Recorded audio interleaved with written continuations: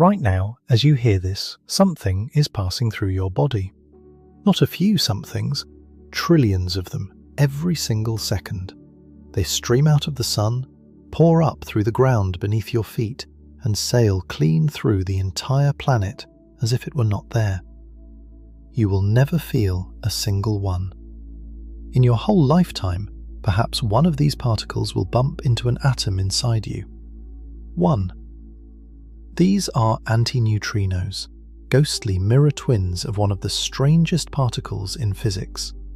They carry no electric charge, they weigh almost nothing, and they ignore nearly everything they touch. Yet they are not nothing. They are real, they are fundamental, and they are screaming secrets from inside dying stars and the hearts of nuclear reactors. So what exactly is an antineutrino made of? And why is it so maddeningly hard to catch? If you enjoy following a single strange idea all the way down to where physics gets genuinely weird, a quick like or subscribe really does help this little channel keep going. It costs you a second, and it means more than you'd think. Also, before we begin, we're now live on Spotify. The link's in the description if you'd like to listen to us wherever you are. Now, let's begin. Sit still for a moment and consider what is happening to you right now. You are being pierced. Not gently, not occasionally, but constantly, by a torrent of particles so vast that the numbers stop meaning anything. Somewhere around 100 trillion of them are passing through your body every single second. They are streaming down out of the sun above you, and at this very instant they are also rushing up through the floor, having travelled straight down through thousands of kilometres of solid rock, through the molten iron of Earth's core, and out the other side without slowing down, without bending, without leaving the faintest mark. The entire planet to these particles is essentially transparent. It might as well be a thin mist. And here is the part that should stop you cold. In the entire span of your life, across all those decades, across all those uncountable trillions of particles crossing through your tissues every second of every day, the odds are that perhaps one of them, maybe just one, will ever actually strike an atom inside you and do anything at all. These are antineutrinos, and tonight we are going to figure out exactly what one of them is, what it is made of, and why catching even a single one of them is one of the hardest things human beings have ever tried to do. Let us start with the most basic question, because it is also the strangest. What is an antineutrino actually made of? When you ask that question about almost anything else in the world, you get an answer that goes deeper. Ask what a chair is made of, and the answer is wood. Ask what the wood is made of, and the answer is cells and fibres, which are made of molecules, which are made of atoms. Ask what an atom is made of, and you get a small, dense nucleus surrounded by electrons. Ask what the nucleus is made of, and you get protons and neutrons. And if you keep going, asking what a proton is made of, you finally arrive at quarks, 3 of them, bound together by the strong force.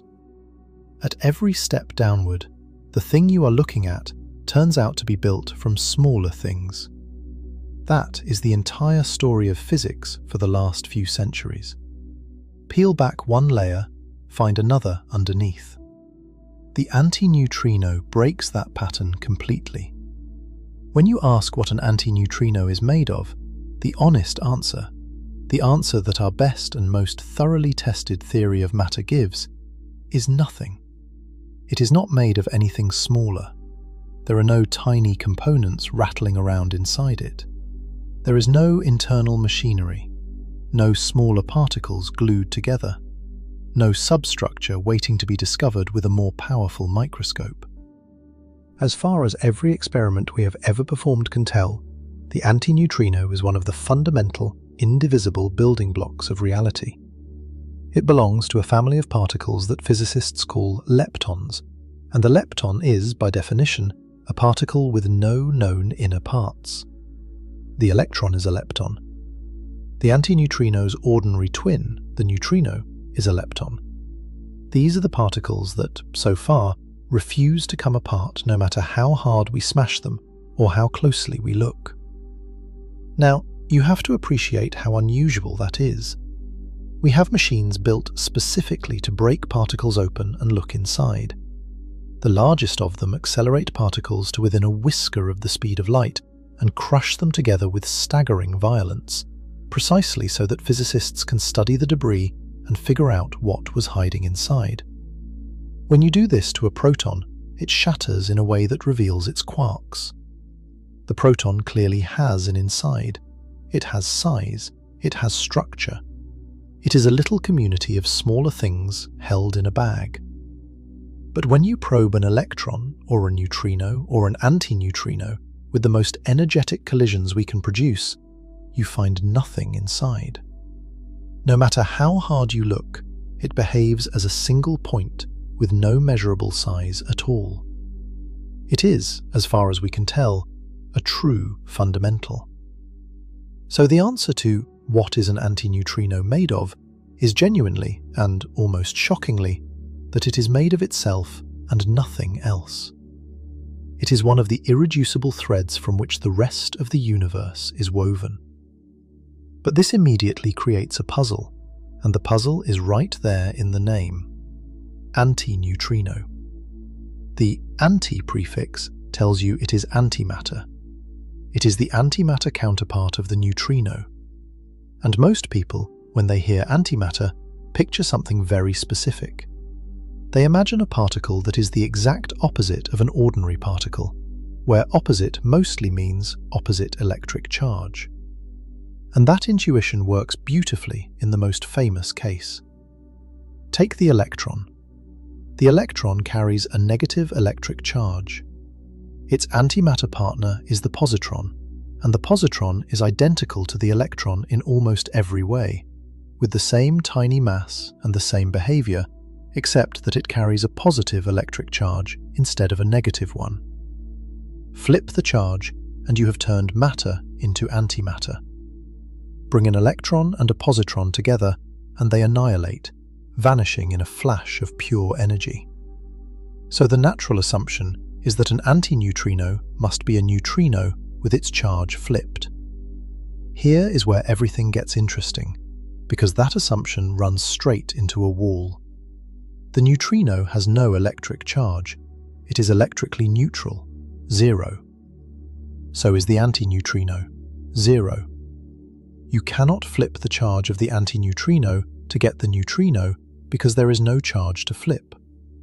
Both of them sit at exactly 0. If electric charge were the only thing that distinguished matter from antimatter, then the neutrino and the antineutrino would be the same particle, indistinguishable, two names for one thing. And yet, in our standard description of physics, they are treated as genuinely different. An antineutrino is not the same as a neutrino. Experiments can tell them apart. They do different things when they hit other particles. So what on earth is the difference between them, if it is not charge? This is one of the most beautiful and underappreciated ideas in particle physics. So let us slow down and get it right. The lesson is that antimatter does not simply mean opposite electric charge. Electric charge is just one of several properties a particle carries, and when you make the antimatter version of a particle, you flip all of its flippable properties, not only the electric one. Charge is the most obvious to us because we live in a world run by electricity and magnetism, but it is not the only label a particle wears. Particles carry a whole set of internal accounting numbers, quantum properties that the universe keeps track of with apparently obsessive care. And it turns out the universe is keeping a very specific ledger for our family of particles, the leptons. That ledger is called lepton number.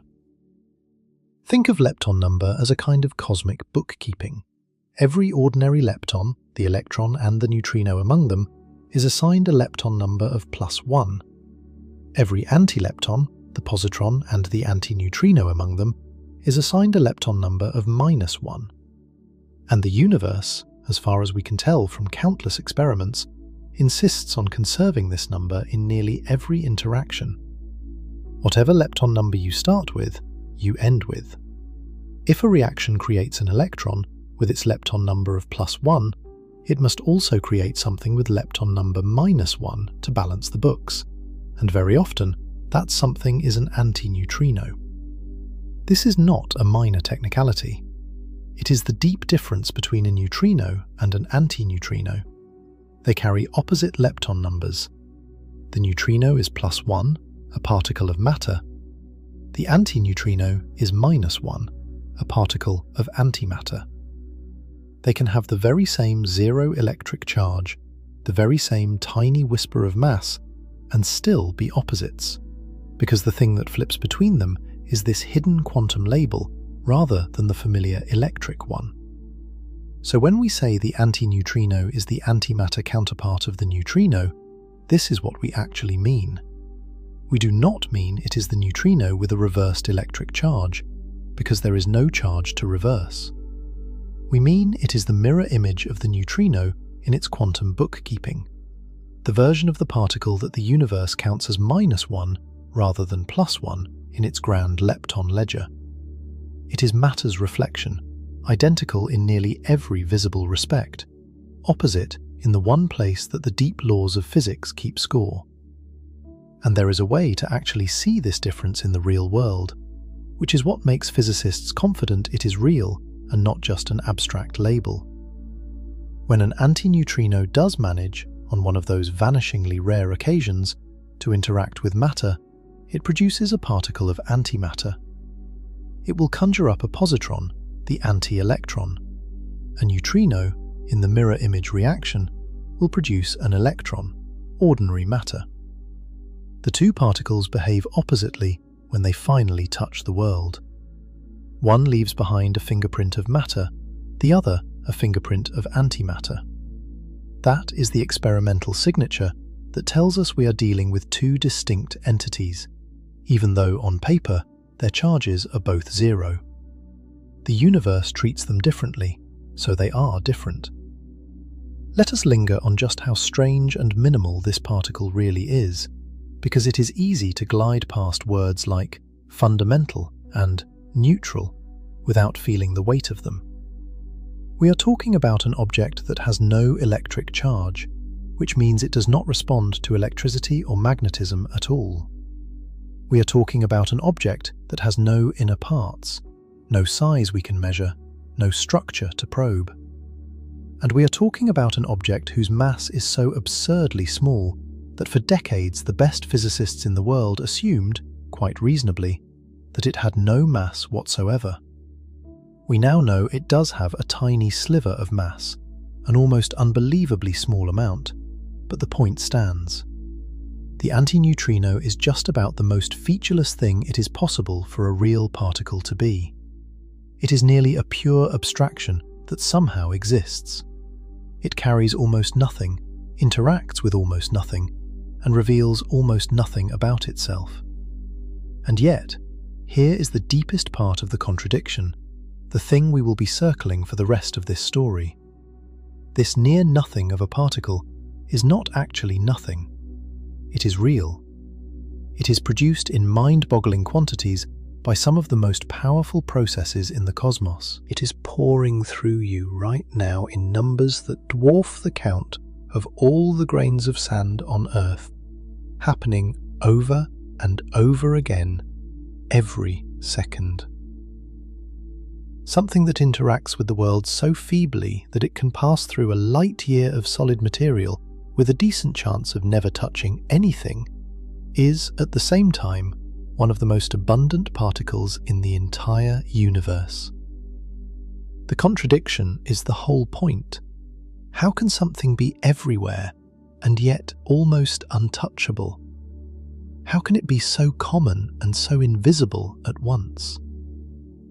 To even begin answering that, we have to understand how this featureless particle was ever discovered in the first place, because the discovery is itself a story about a thing that seemed too good or too ghostly to be real. The trail begins not with antineutrinos directly, but with a problem in radioactive decay that made some of the smartest people of the early 20th century genuinely afraid that the universe was broken. Here is the problem they faced. There is a kind of radioactive decay called beta decay, in which an atomic nucleus spits out an electron and transforms into a different element. A neutron inside the nucleus turns into a proton, and an electron comes flying out. Now, in the early days, physicists believed this should be a very clean, very predictable event. When a single nucleus decays and emits an electron, the electron should always come out carrying a specific, fixed amount of energy, determined by the difference in energy between the starting nucleus and the ending nucleus. It is like a ball rolling off a table of a known height. It should always land with the same speed. The energy has to be conserved, after all. Energy in must equal energy out. That is one of the most sacred rules in all of physics. But when they measured the electrons coming out of beta decay, the rule appeared to be violated. The electrons did not all come out with the same energy. Instead, they came out with a whole spread of energies, ranging from almost nothing all the way up to the maximum value that physics demanded. Most of them came out with less energy than they should have. Energy was, apparently, going missing. It was vanishing into thin air. This was a catastrophe. If energy was not being conserved, then one of the foundational pillars of physics was crumbling. Some physicists were so troubled that they began to seriously suggest that maybe, just maybe, energy conservation was only true on average, and that at the level of individual particles, the universe simply did not bother to keep the books balanced. That is how desperate the situation felt. In 1930, a brilliant and somewhat eccentric Austrian physicist named Wolfgang Pauli proposed a way out, and he did it almost apologetically, in the form of a letter rather than a formal paper. His idea was radical. What if energy was being conserved after all, but it was being carried away by a second particle that nobody could see? A particle that came flying out of the decay alongside the electron, silently stealing a share of the energy and escaping the experiment entirely without leaving a trace. If such a particle existed, it would explain everything. The energy that seemed to be missing was not missing at all. It was riding away on this invisible companion. The reason the electron's energy varied from event to event was simply that the two particles shared the available energy differently each time. Sometimes the electron got more, sometimes the invisible one did. For this to work, the new particle had to be deeply weird. It had to have no electric charge, otherwise it would have left obvious tracks in the detectors and would have been spotted immediately. It had to be extraordinarily light, perhaps even massless. And it had to interact with matter so feebly that it could pass straight through the detector, straight through the laboratory, straight through the planet, without being caught. Pauli himself was uneasy about the whole proposal. He is said to have lamented that he had done a terrible thing by predicting a particle that could never be detected. He thought he might be proposing something that, by its very nature, could never be confirmed by experiment, which to a physicist is almost a kind of heresy. To predict a thing so shy it can never be seen feels like cheating. The great Italian physicist Fermi soon took this ghostly idea and built it into a complete and rigorous theory of beta decay, giving the particle the charming name by which we still know it. He called it the neutrino, which in Italian means roughly the little neutral one. And his theory worked. It explained the energy spectrum perfectly.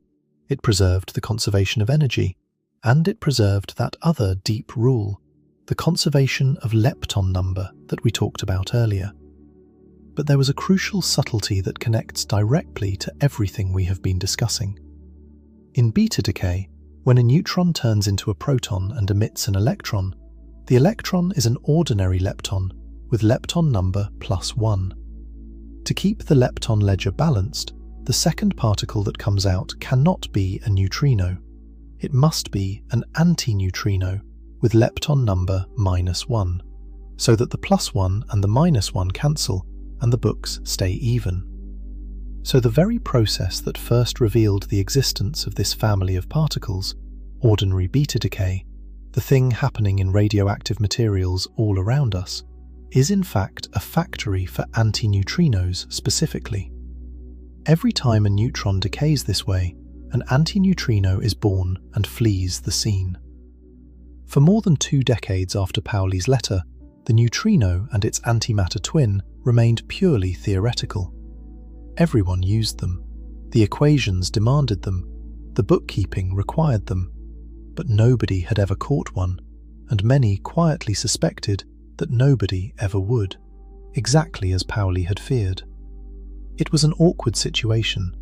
Here was a particle that the entire edifice of nuclear physics rested upon, and yet it had never once been directly observed. It was a ghost that everyone believed in, but no one had touched. The reason it took so long is the same reason that frames our whole story, and it is worth stating plainly so we feel the scale of the challenge. The antineutrino's defining trait, the thing that makes it the antineutrino, is that it almost never interacts with anything. It is electrically neutral, so the electromagnetic force, which is how most particles announce their presence and shove each other around, has absolutely no grip on it. It feels no pull from electric fields. It is unmoved by magnets. It glides past the swarming electrons of every atom it encounters as if they were not there. The only way it can ever affect ordinary matter is through a much more reclusive influence called the weak force. And the weak force, true to its name, operates over distances so unimaginably tiny and with a strength so feeble that an antineutrino can travel through enormous thicknesses of solid matter with almost no chance of triggering it. This is why it can sail through the whole Earth untouched. There is simply nothing about ordinary matter that the antineutrino can easily grab onto, and nothing about the antineutrino that ordinary matter can easily grab. So the picture we have built so far is this. The antineutrino is a fundamental particle, a lepton, with no smaller pieces inside it, no internal structure of any kind that we have ever been able to find. It is the antimatter mirror of the neutrino. But its antimatter nature has nothing to do with electric charge, since both particles are perfectly neutral. Instead, the difference lies in a hidden quantum property, the lepton number, where the neutrino counts as +1 and the antineutrino as -1, opposites in the cosmic ledger, even though they look nearly identical. It is born in beta decay and in countless other processes throughout the universe, and the moment it is born, it carries away energy and slips through the world almost without consequence, balancing the books of energy and lepton number that the laws of physics refuse to let go unbalanced. And the contradiction we opened with only grows sharper the more we understand. We have a particle so retiring, so utterly disconnected from the ordinary fabric of matter, that for 25 years it was reasonable to wonder whether it could ever be caught at all. And yet that same particle is being manufactured right now in the deep interior of the sun above you, in the crushing cores of every star in the sky, in the radioactive rocks beneath your feet, and in the artificial furnaces of every nuclear reactor on the planet, in such staggering abundance that the universe is practically flooded with them. They are among the most numerous particles in all of creation. The space around you is thick with them, thicker than you can possibly imagine, and you have never felt a single one, and never will. There is something almost philosophical lurking here, a question that goes beyond physics.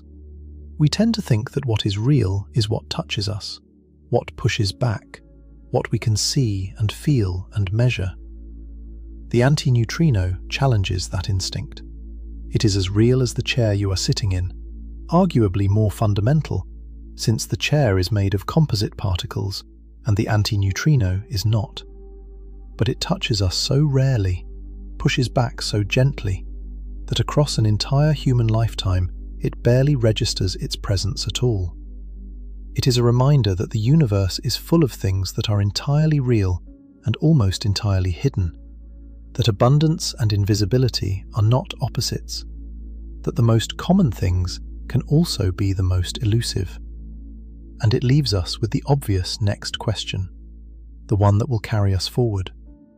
If this particle is electrically neutral and interacts so weakly that it ignores nearly everything, then how is it produced in such overwhelming numbers in the first place? What are these cosmic factories, these reactors and stars and dying suns that pour antineutrinos into the universe by the unfathomable trillion? And just as importantly, we need to clear away a tempting but dangerous misunderstanding, one that trips up almost everyone who first encounters this particle. It is the assumption that no electric charge must mean no interactions at all, that being neutral is the same as being a ghost. Those two things sound identical, but they are not. And the gap between them is exactly where the truth of the antineutrino lives. Because the antineutrino is not a particle that cannot interact. It is a particle that can interact, through one specific and very shy channel, just almost never. And understanding that difference between being neutral and being untouchable is the key that unlocks everything that follows. Before we go anywhere, we need to confront a misunderstanding that almost everyone falls into the moment they learn the antineutrino has no electric charge. The temptation is to draw a straight line from no charge to no interactions, to conclude that the reason the antineutrino slips through everything is simply that it is neutral, and that being neutral means there is nothing for the world to grab onto. It is a tidy thought, and it is wrong. And getting clear on why it is wrong is the single most important step toward understanding what this particle really is. Because if neutrality alone made something untouchable, then we would have a much bigger problem on our hands, since the world is full of neutral things that interact perfectly well. The neutron, the particle sitting inside every atomic nucleus heavier than hydrogen, has no electric charge either. Its charge is exactly zero, just like the antineutrinos. And yet a neutron is not a ghost. A neutron can smash into a nucleus, get absorbed by it, knock pieces off it, trigger fission in a reactor, and generally make its presence very forcefully known. A free neutron will happily collide with matter, so neutrality by itself clearly does not grant a particle the power to pass through the Earth unnoticed. There has to be something more to the story. And there is. The thing most people are quietly assuming is that the only way particles can interact is through electricity and magnetism. And it is an understandable assumption, because the electromagnetic force is the one that runs almost everything we experience. When your hand presses against a table and the table pushes back, that is electromagnetism, the electrons in your skin repelling the electrons in the wood. When light enters your eye, that is electromagnetism. When a magnet clings to your refrigerator, when chemistry happens, when friction slows a sliding object, when your phone screen lights up, all of it is the electromagnetic force at work. It is the force of touch, the force of light, the force of nearly every interaction you will ever consciously notice. So it is natural to think that interaction means electromagnetic interaction, and that a particle blind to electromagnetism must therefore be blind to everything. But electromagnetism is not the only force in the universe. It is one of 4 fundamental forces, and the others are perfectly capable of making particles interact in ways that have nothing to do with electric charge. There is gravity, of course, which acts on anything that has energy or mass, and the antineutrino does feel gravity, though its mass is so feeble that that gravity's effect on a single antineutrino is utterly negligible in any laboratory setting. There is the strong nuclear force, the most powerful of all, which is what glues quarks together inside protons and neutrons and binds those nucleons into a nucleus. The antineutrino, being a lepton with no quarks inside it, is completely deaf to the strong force. It does not feel the strong force at all. And then there is the fourth force, the one that matters most for our entire story. It is called the weak nuclear force, and it is the antineutrino's one and only handle on the world. So the correct statement, the one that dissolves the misunderstanding, is this. The antineutrino is not a particle that cannot interact.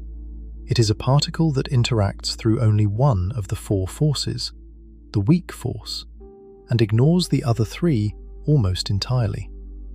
It is neutral, so electromagnetism cannot touch it. It is a lepton, so the strong force cannot touch it. Its mass is so tiny that gravity, for practical purposes, cannot meaningfully touch a single one of them either. That leaves the weak force alone, standing as the sole bridge between the antineutrino and the rest of reality. And here is the crucial insight that ties everything together. The antineutrino does not pass through matter because it has no charge. It passes through matter because the only force it responds to is the weak force, and the weak force is genuinely, profoundly, almost comically weak and short-ranged. Being neutral switches off one handle. Being a lepton switches off another. What remains is a single feeble grip. And that single feeble grip is why the antineutrino is so hard to stop. Neutrality is part of the story, but only part. The deeper truth is which forces a particle can feel, and the antineutrino can feel almost none of them. Now let us understand why the weak force deserves its name, because this is where the elusiveness really comes from. The electromagnetic force has, in principle, an infinite reach. The pull between two charges weakens with distance, but it never quite drops to zero, which is why a magnet can act across a gap, and why the light from a distant star can cross the cosmos to reach your eye. The weak force is nothing like that. It operates only across distances so unimaginably small that they are far tinier than an atomic nucleus, far tinier even than a single proton.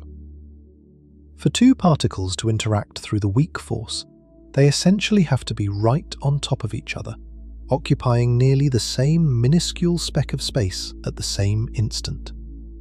And because the antineutrino has no size, no charge to extend its influence outward, no long-range tendril reaching into the world, the only way it can ever trigger a weak interaction is to score a nearly direct hit on the tiny core of an atom or on one of the particles inside it. It has to thread a needle whose eye is almost infinitely small, and most of the time it simply sails straight through the gap, because an atom, remember, is mostly empty space.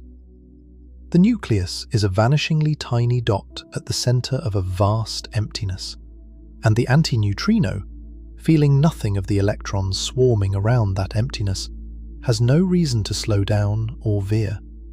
It just keeps going, atom after atom, layer after layer, kilometer after kilometer of solid matter, until by sheer astronomical luck, it happens to pass close enough to a nucleus to feel that fleeting, weak grip.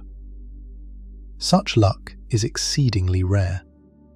To carry the weak force, the universe uses messenger particles, the way it uses the photon to carry the electromagnetic force. These weak messengers are called the W and Z bosons, and they are responsible for the reach of the weak force being so absurdly short. The photon, the carrier of electromagnetism, has no mass, and that masslessness is precisely why the electromagnetic force can reach across infinite distance. A massless messenger can travel as far as it likes. The W and Z bosons, by stark contrast, are extraordinarily heavy. They are far more massive than a proton, dozens of times heavier, which is shocking for what is essentially a force-carrying particle. And a heavy force carrier is a force carrier that cannot travel far. But why should heaviness translate into shortness of reach? The connection is one of the deepest and strangest ideas in modern physics, and it is worth pausing on because it makes the entire elusiveness of the antineutrino suddenly intuitive. These messengers are not ordinary particles that get politely emitted and then fly across a gap. They are what physicists call virtual particles, fleeting disturbances that flicker into existence for the briefest possible instant and then vanish again before the universe quite notices they were there. The rules of the quantum world allow a particle to borrow energy from nothing at all, to come into being out of pure emptiness, but only on the strict condition that it pays the energy back almost immediately. The more energy it borrows, the faster it must repay it, the shorter the time it is permitted to exist. And here is the key.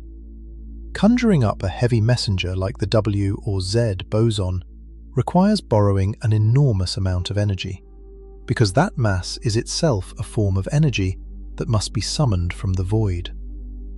Borrowing that much energy means the loan comes due almost instantly, so the heavy messenger can exist for only the most fleeting flicker of time before it must be repaid and disappear.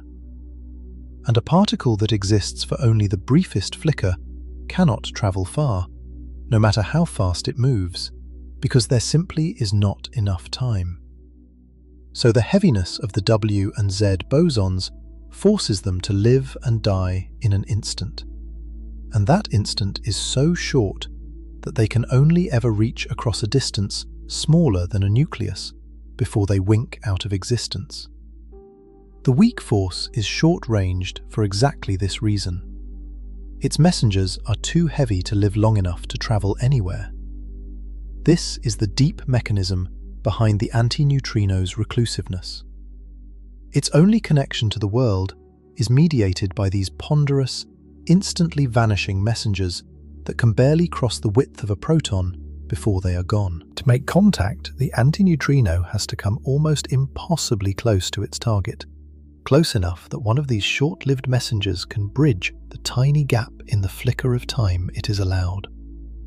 And the universe is mostly empty, so it almost never does. We do not need to dwell on the W and Z bosons beyond this, but it is worth holding on to the picture because it makes the whole thing intuitive.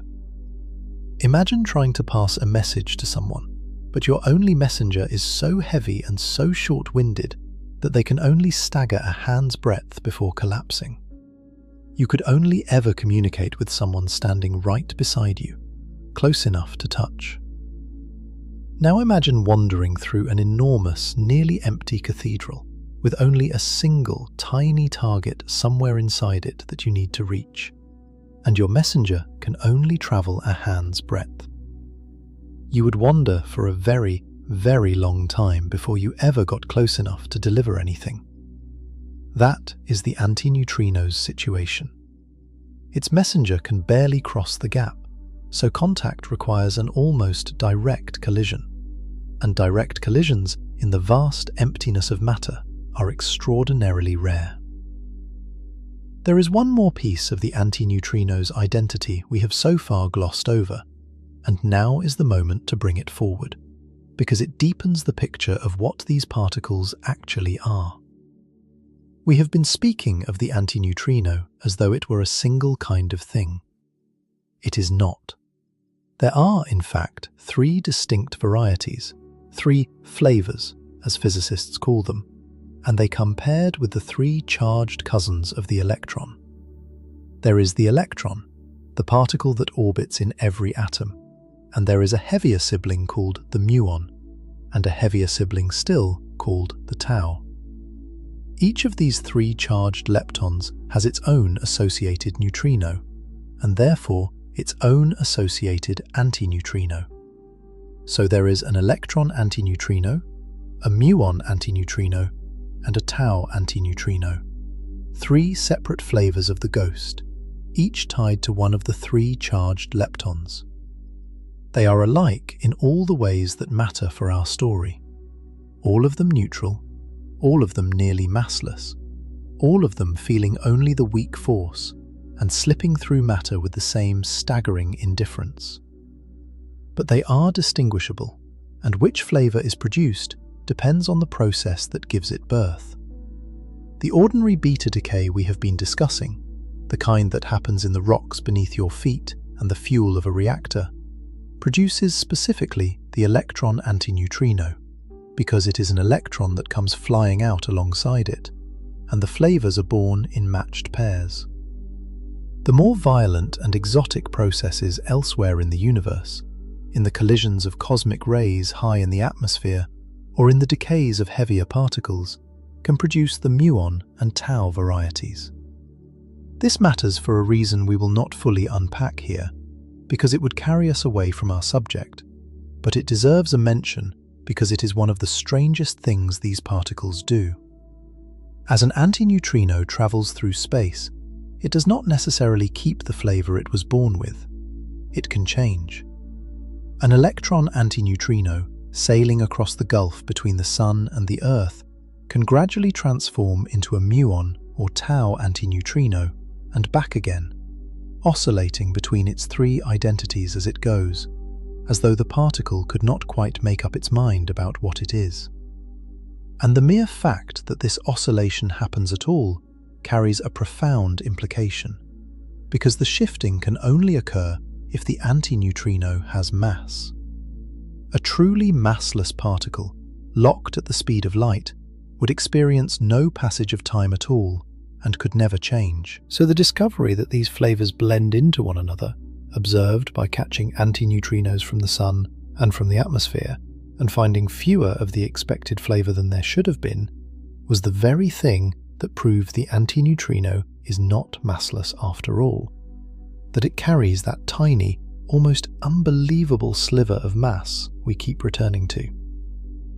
We need not follow this thread further, but hold on to the simple fact, because it sharpens the identity of the particle. The antineutrino is not one ghost, but three. Three flavors woven together, shifting among themselves as they fly, each born from its own kind of process, all of them equally aloof from the world. Now that we understand why the antineutrino interacts so feebly, and what the family of them actually looks like, the obvious question becomes even more pressing. If this particle is so disconnected from ordinary matter, so reluctant to engage with anything, then where do they all come from? How is the universe producing them in such overwhelming abundance? And the answer is wonderfully ironic. The very same weak force that makes antineutrinos so hard to catch is also the force that creates them in the first place.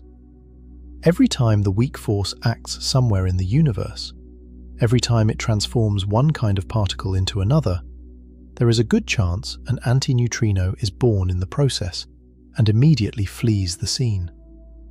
So the universe is constantly generating these particles, precisely through the one mechanism that also makes them invisible. They are the exhaust of the weak force, produced in vast quantities and then escaping almost everything.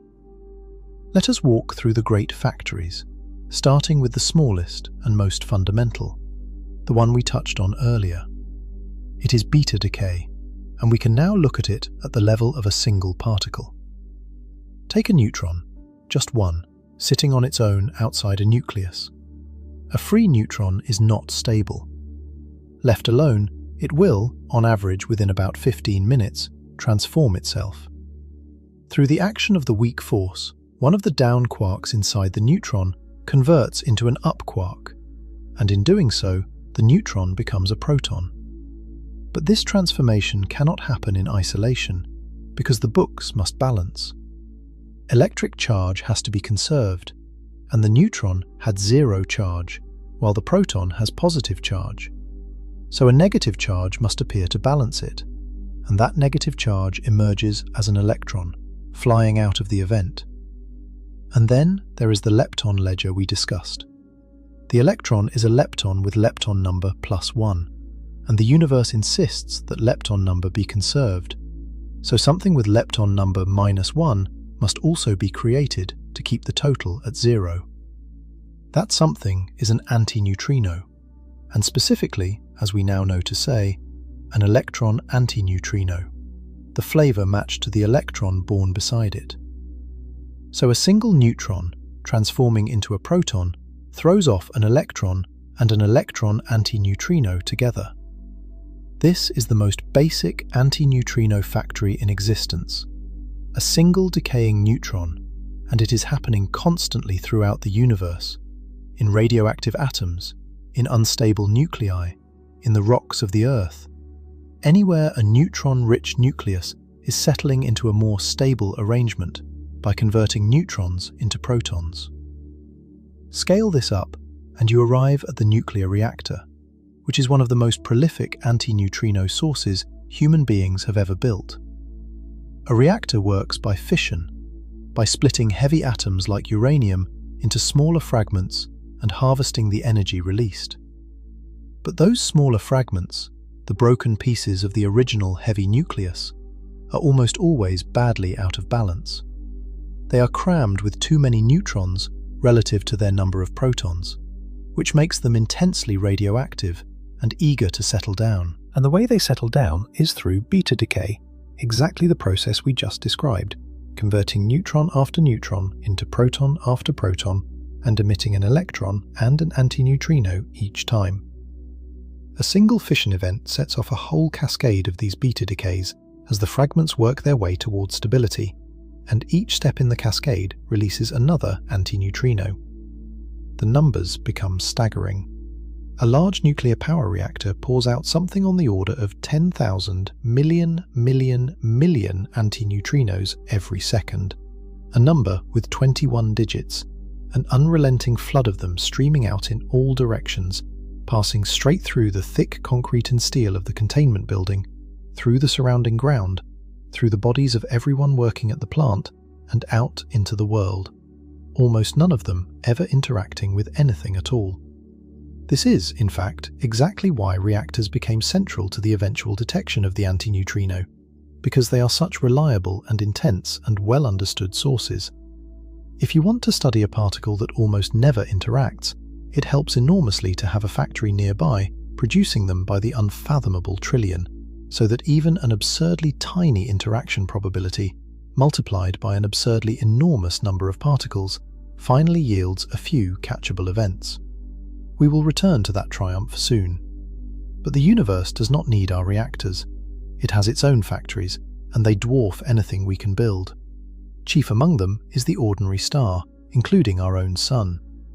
The sun shines because, deep in its core, it is fusing hydrogen into helium under immense pressure and temperature. This fusion is what releases the energy that lights and warms the Earth.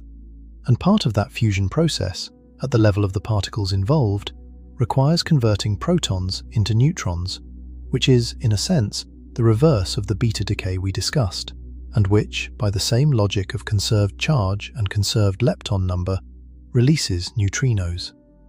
The Sun's primary fusion chain actually produces ordinary neutrinos rather than antineutrinos, which is a subtle but real distinction worth being honest about, since the precise type of particle emitted depends on which direction the weak conversion runs. But the broader truth holds for stars throughout their lives, and especially as they age and burn heavier elements.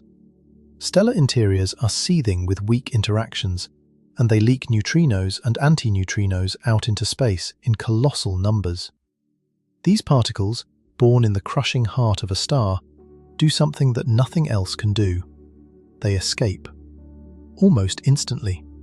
The light produced in the Sun's core, the photons of electromagnetic energy, cannot escape directly at all.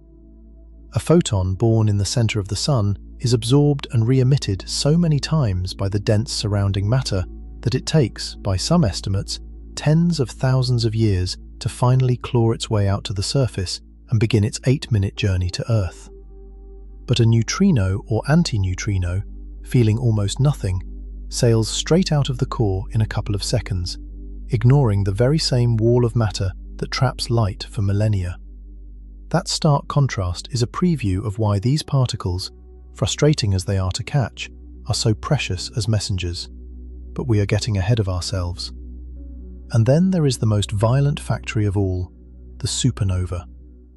When a massive star reaches the end of its life and its core can no longer hold itself up against its own gravity, it collapses catastrophically in a fraction of a second. In that collapse, the matter of the core is crushed so hard that protons and electrons are jammed together into neutrons, and every single one of those conversions, by the iron law of lepton number conservation, releases a neutrino. The numbers here defy comprehension. In the few seconds of a core collapse supernova, the dying star releases an outpouring of neutrinos and antineutrinos so immense that it carries away the overwhelming majority of the total energy of the entire explosion.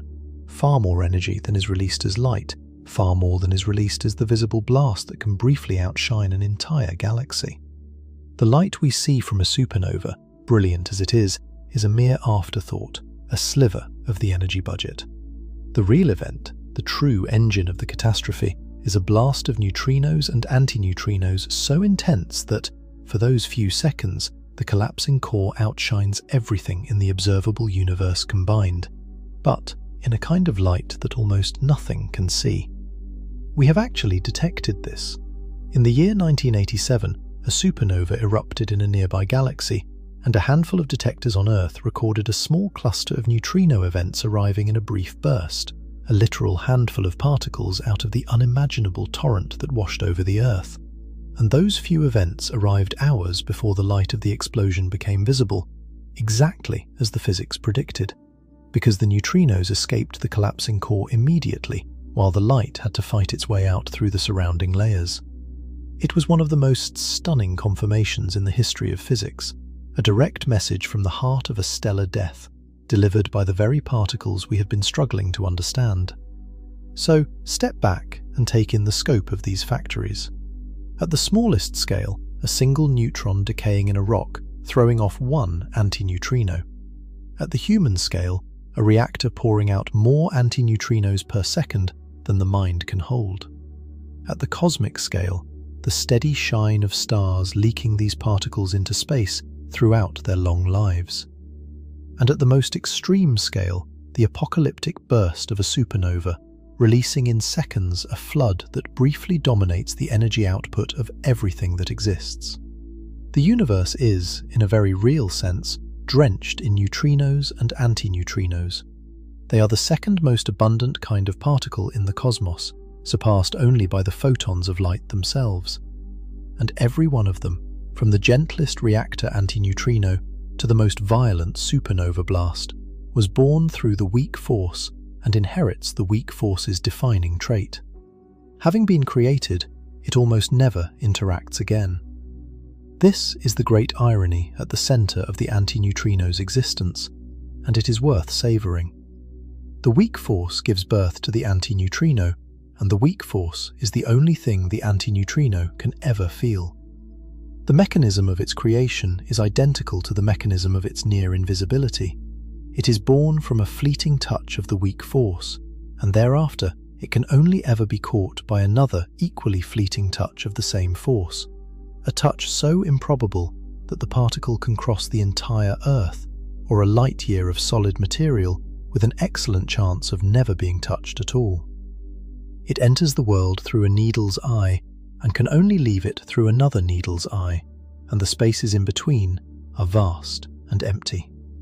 That is why the universe can be flooded with them, while we, swimming in that flood, feel nothing.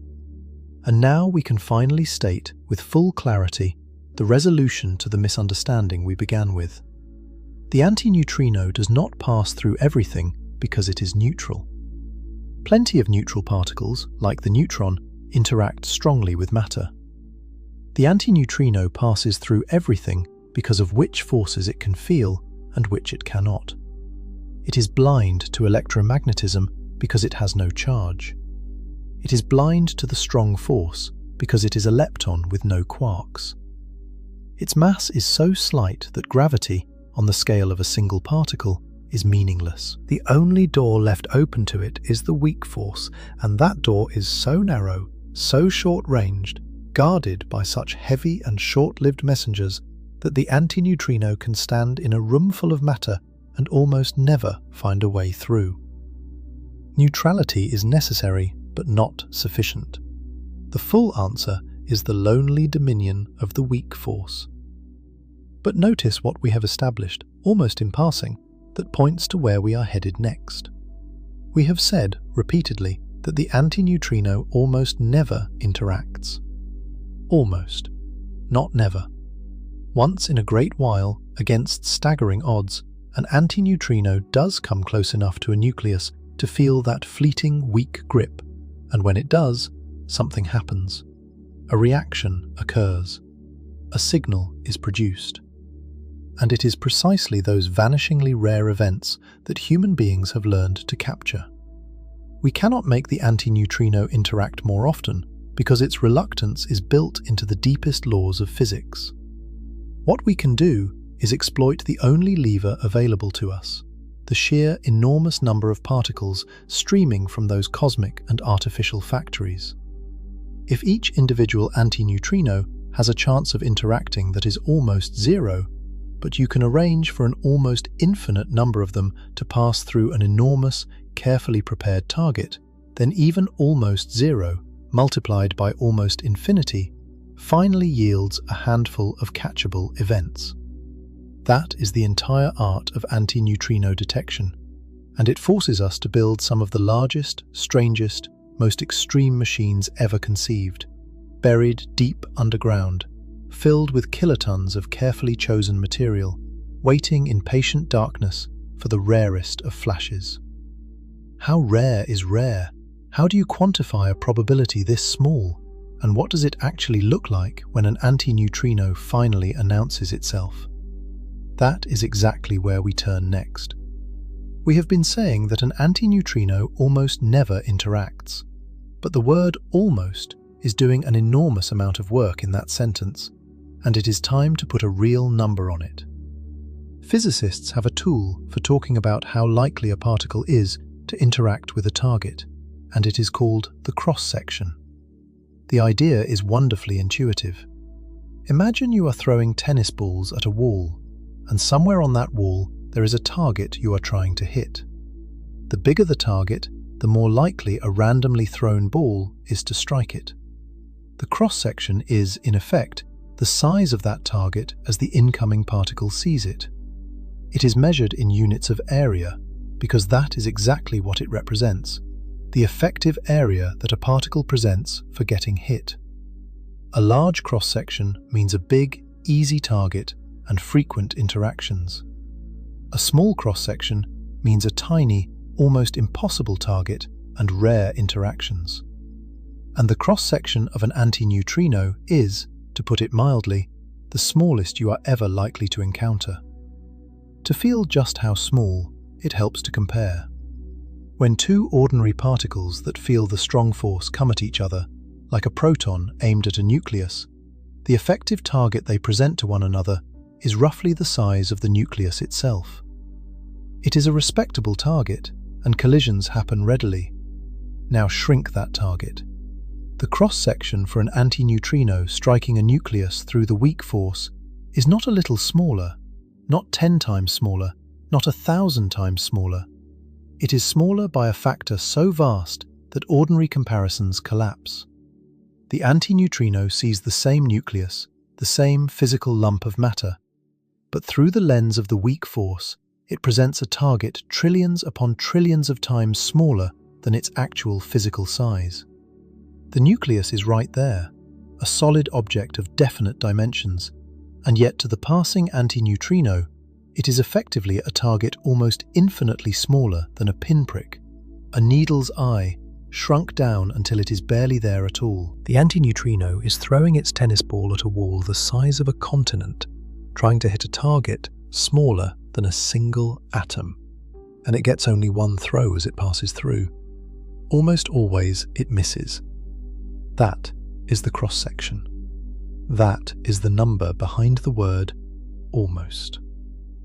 There is a classic way physicists dramatize this, a thought experiment so striking that once you hear it, you never forget it.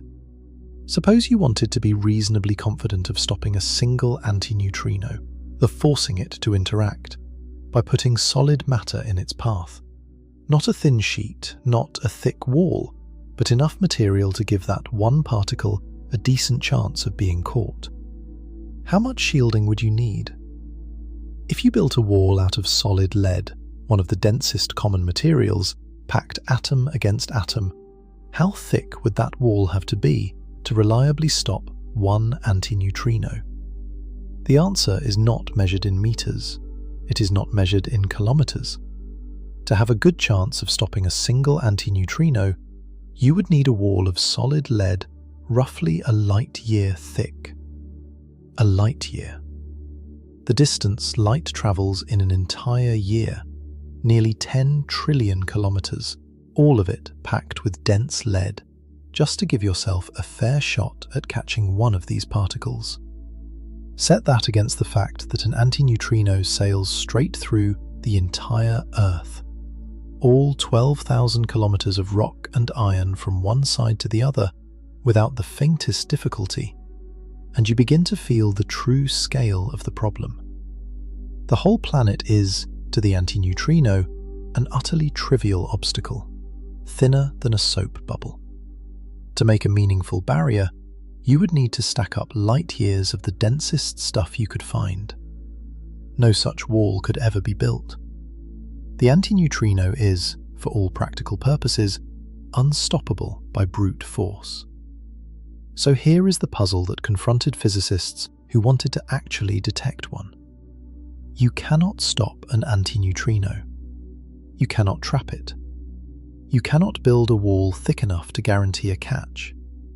The interaction probability for any single particle is so close to zero that it might as well be zero. And yet, we have detected antineutrinos. We have built machines that catch them, study them, count them, even use them to peer inside the sun and inside reactors and inside dying stars. How is this possible if the odds against catching even one are so astronomical? The answer is the one we glimpsed a moment ago, and it is the only lever available, the single trick that makes the impossible merely very difficult. You give up on catching any particular antineutrino because that is hopeless. Instead, you arrange for an unfathomable number of them to pass through your target, and you wait. Each one has a chance of interacting that is almost zero, but if you can pour enough of them through, then almost zero multiplied by an enormous enough number finally climbs up to one, and then to a few, and then to a handful you can actually record. You cannot improve the odds for a single antineutrino, because its reluctance is woven into the deepest laws of physics, and nothing you build can change it. But you can pile up the attempts. You can let 1 billion trillion of them stream through your detector and accept that almost every single one will pass through untouched, knowing that just a few, just a precious few, will not. This is exactly why a reactor is such a gift to the experimenter, and why the first successful detection of the antineutrino relied on one. A reactor pours out antineutrinos in such overwhelming numbers, many billion of them every second in every direction, that even with a target of modest size, even with an interaction probability that is almost vanishing, a few events per hour can be coaxed out of the flood. The intensity of the source compensates, partially, for the feebleness of the interaction. You take the largest, most reliable, best understood antineutrino factory you can find, you sit your detector right next to it where the flux is most intense, and you let the river run through your machine, picking out the rare grains of gold from the torrent. It is the only way. There is no clever shortcut, no special material that grabs antineutrinos more eagerly, no trick of focusing or concentrating them because nothing in the universe has a meaningful grip on them. There is only the brute strategy of enormous numbers met by an enormous, patient, exquisitely sensitive detector. It is worth telling the story of that first detection properly, because it captures just how audacious the whole enterprise was, and how close it came to being attempted in a way that seems, in hindsight, almost insane. In the early 1950s, two American physicists set themselves the task of catching Pauli's ghost, the particle everyone believed in and no one had seen. They understood the central problem perfectly. To catch a particle with such a vanishing cross-section, you needed an overwhelming source, the most intense burst of antineutrinos that human beings could possibly produce. And in those years, there was one source more intense than any other, more intense than any reactor, and their first serious proposal was to use it. They proposed to detect the antineutrino in the fraction of a second during the detonation of a nuclear bomb. The plan was startling in its boldness. They would dig a vertical shaft near a test site, suspend their detector in it, and at the moment of the explosion, release it into free fall so that it would drop, weightless and undisturbed, through the searing instant when the bomb's flood of antineutrinos washed over it, catching its signal before the blast wave arrived to destroy everything. It was a serious plan, seriously considered, and it tells you everything about how desperate the situation was, that catching this particle seemed to require nothing less than riding a falling detector through the aftermath of a nuclear explosion. Cooler heads eventually prevailed, and the physicists realized that a nuclear reactor, while less intense in any single instant, could deliver its flood of antineutrinos steadily, hour after hour, day after day, allowing them to accumulate events patiently over a long run, rather than gambling everything on a single fraction of a second. So they took their detector to a powerful reactor, buried it nearby to shield it as best they could, filled it with a target rich in protons, and waited.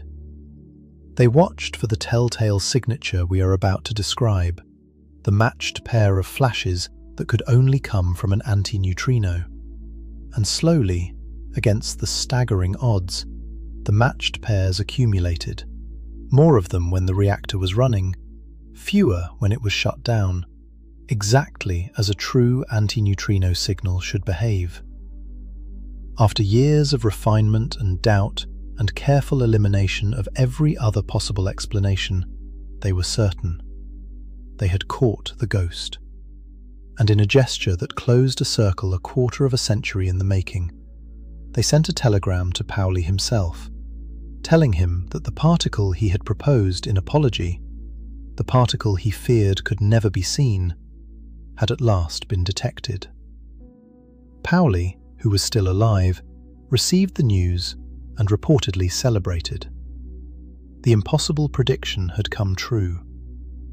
And that brings us to the strange machines themselves, because the requirement of enormous numbers forces the detector to be enormous too.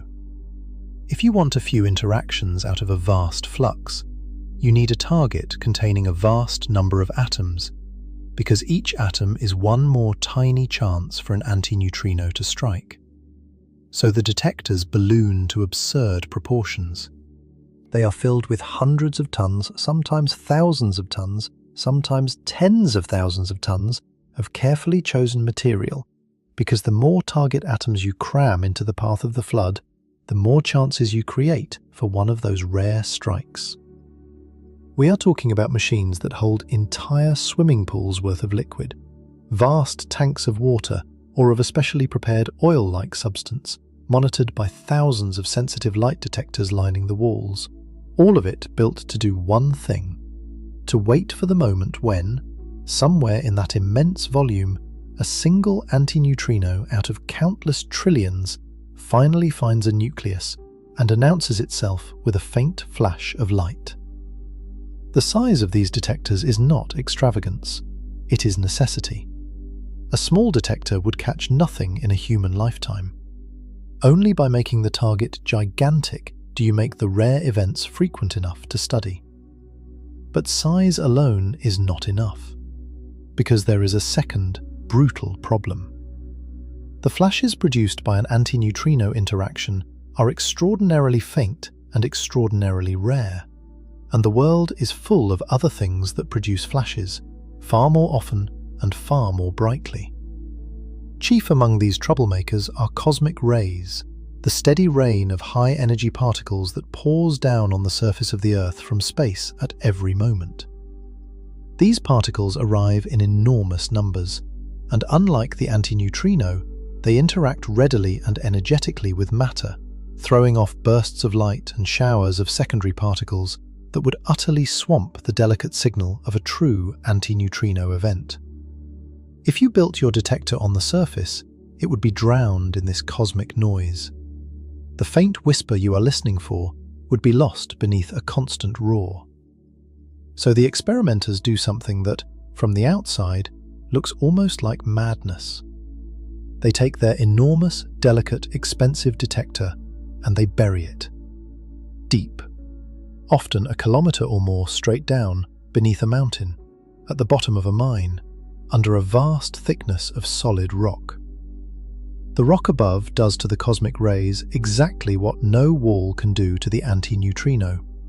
It stops them. The cosmic rays, interacting readily with matter, are absorbed and scattered and filtered out by the overlying rock, while the antineutrinos, feeling nothing, sail straight down through that same rock as if it were not there, and arrive at the detector undiminished. It is a beautiful inversion. The very property that makes the antineutrino so hard to catch, its indifference to matter, is also what lets it reach a detector buried deep underground where everything else has been screened away. You hide your experiment from the noisy universe behind a mountain of stone, and the only messengers that can still reach you down there in the silence are the ghosts you are trying to catch. These underground laboratories, hidden in mines and tunneled into mountainsides around the world, are cathedrals of patience, built in darkness and quiet, specifically so that the rarest of signals can finally be heard. So now we have the full strategy, an enormous target to provide enough atoms for the rare strikes, a vast and intense source, like a reactor or a star, to provide the flood of particles, and a deep underground location to silence the overwhelming noise of cosmic rays so that the faint true signal can stand out. With all three in place, detection becomes possible. But we still have not answered the most satisfying question of all. When an antineutrino finally does interact, what actually happens? What is the signal? How does a particle that touches the world so rarely manage to leave a fingerprint clear enough for us to read? For this, we turn to the specific reaction that physicists used to catch the antineutrino for the very first time, and which remains one of the cleanest and most beautiful detection methods ever devised. It is called inverse beta decay, and it is worth walking through slowly, step by step, because it is a genuine triumph of cleverness. Recall ordinary beta decay, the process that creates antineutrinos in the first place. A neutron transforms into a proton, emitting an electron and an antineutrino. Inverse beta decay is, as the name suggests, that process run in reverse, driven by an incoming antineutrino. Here is what happens. An antineutrino, one out of the countless trillions streaming through the detector, by sheer astronomical luck, passes close enough to a proton to feel the fleeting grip of the weak force. The proton is the nucleus of a hydrogen atom, and the detector is deliberately filled with material rich in hydrogen, water, or a hydrogen-laden liquid, precisely so that there are as many free protons as possible for the antineutrino to find. When the antineutrino strikes the proton, the weak force converts the proton into a neutron. And just as in ordinary beta decay the books had to balance, here too they must balance, but in the opposite direction. The proton had positive charge, and the resulting neutron has no charge, so a positive charge must appear to balance the loss. That positive charge emerges as a positron, the antimatter twin of the electron, flying out of the reaction, and the lepton ledger balances as well. The incoming antineutrino, with its lepton number of -1, disappearing as the positron, with its lepton number of -1, is created. So, an antineutrino strikes a proton, and out come a neutron and a positron. That is inverse beta decay. The antineutrino has at last touched the world and left two products behind. Now comes the truly clever part, the part that makes this reaction so useful for detection. Those two products, the positron and the neutron, each produce their own distinct signal, and they produce them with a characteristic timing that no random background event easily mimics. This double signature, this 1-2 punch, is what lets physicists be confident they have caught a genuine antineutrino and not some imposter. Consider the positron first. A positron is antimatter, and it has been born into a detector packed with ordinary matter, which means it is surrounded by electrons. Almost immediately, within a tiny fraction of a second, the positron encounters an electron, and matter meets antimatter. They annihilate. The positron and the electron vanish together, their mass converted entirely into energy, in accordance with the famous equivalence of mass and energy. And that energy emerges as a pair of photons, flashes of light, with a precise and predictable energy. So the first thing the detector sees is a small, prompt flash of light, produced almost instantly when the newborn positron meets its doom. The thousands of light sensors lining the walls of the detector register this flash, record its brightness and its location and its exact time. That is signal number one, the prompt flash. But a single flash, by itself, could be caused by all sorts of things: stray radioactivity, lingering background, random noise. A lone flash is not convincing. This is where the neutron, the second product, earns its keep. The neutron, having no charge, does not annihilate or flash immediately. Instead, it wanders. It drifts through the detector material, bouncing gently off nuclei, gradually slowing down for a period of time that is short by human standards, but enormously long compared to the prompt positron flash, typically some tens or hundreds of millionths of a second. And then, eventually, the wandering neutron is captured. It is absorbed by a nucleus in the detector. Often the detector material is deliberately laced with a substance whose nuclei are especially good at capturing neutrons, precisely to make this step reliable and clean. And when a nucleus captures the neutron, it becomes briefly excited, holding a little extra energy, and it sheds that energy by emitting another flash of light with its own characteristic energy. So the detector sees a second flash, the delayed flash, arriving a measurable interval after the first. And there is the signature. Not one flash, but two, separated by a specific characteristic delay. A prompt flash from the positron annihilation, followed a fraction of a second later by a delayed flash from the neutron capture. This particular pattern, this precise pairing with its precise timing, is extraordinarily unlikely to be produced by any random background process. Stray radioactivity might produce a flash here and there, but it will not produce flashes in perfectly matched pairs separated by exactly the right delay, over and over again. The double signature acts like a fingerprint or like a secret handshake. When the detector sees a prompt flash followed by a delayed flash in the right time window, the physicists can be confident, statistically, that an antineutrino has just announced itself. They have caught one. They have read its message. By counting these matched pairs over hours and days and months, they can measure how many antineutrinos are arriving, where they are coming from, even something about their energies. The ghost, which can pass through a light year of lead, has been pinned down by a clever trap that listens not for the particle itself, which can never be held, but for the unmistakable echo of the rare moment it touches the world. It is worth pausing to appreciate the sheer audacity of what these detectors accomplish. They are catching a particle that has essentially no handle on matter by exploiting the one reaction in a billion trillion where it briefly grabs hold.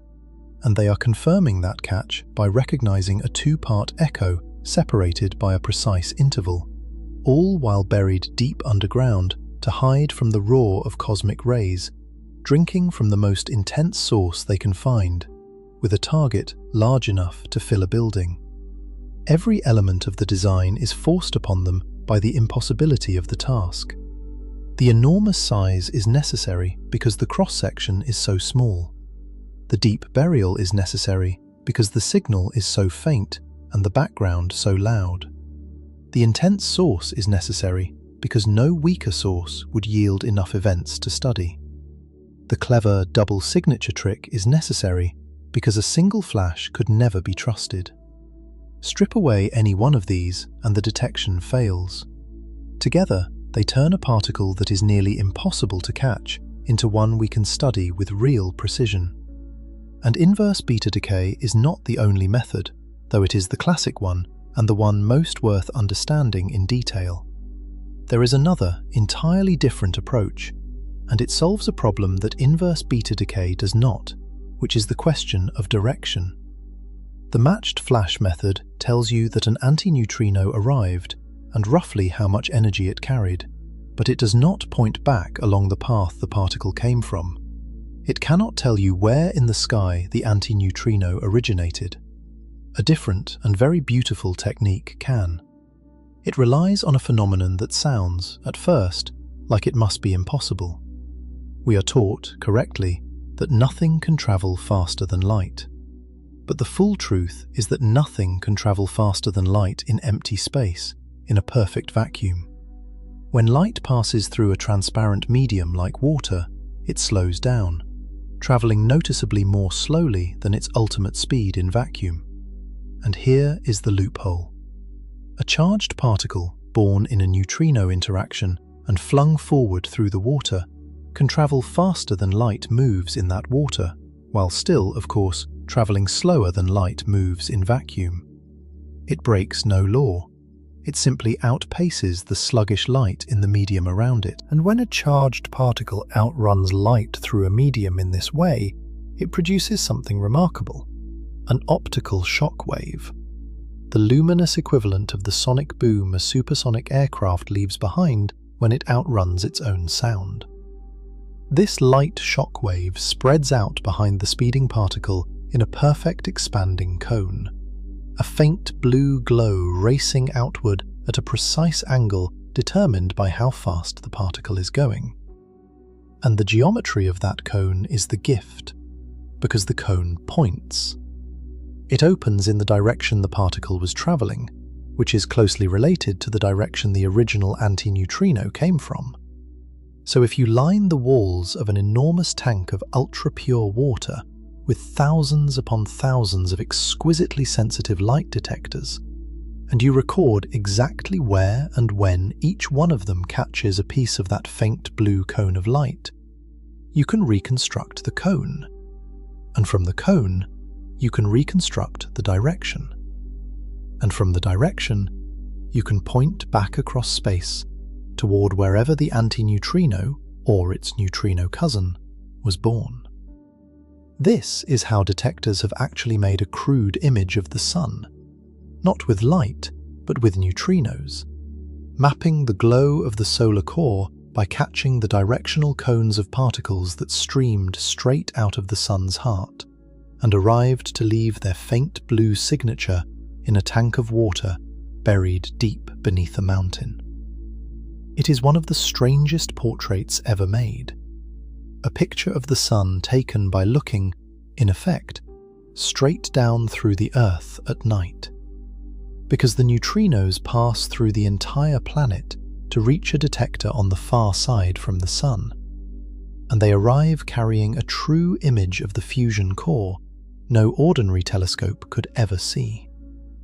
Each method, then, is a different answer to the same fundamental challenge, which never changes. The challenge of reading a signal from a particle that interacts almost never.